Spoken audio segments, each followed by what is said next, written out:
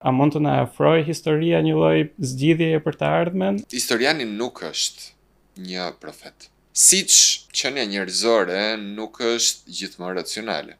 Qofse ne do të kishim të bënim me një qenie racionale tërësisht, që do të thotë qenie laboratorike, ajo do të ishte një riprodhim i sjelljeve të veta. Rrjedha e kohës është e mbushur me qenie njerëzore, të cilat në përbërjen e tyre kanë dhe irracionaliteti. Prandaj është e paparashikueshme.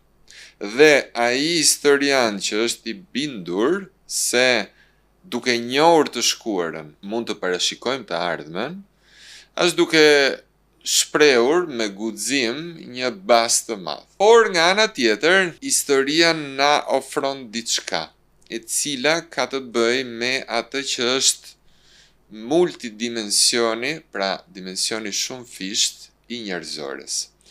Njerëzoria nuk është diçka e cila është e lidhur detyrimisht me atë që është aktualja, e sotmja. Ajo që do të mbaroj para së ardhmes dhe që ka nisur kur e shkuara mbaron. Kështu që ne flasim për një kohë e cila është e shtrirë dhe këto ndasit i eliminon totalisht.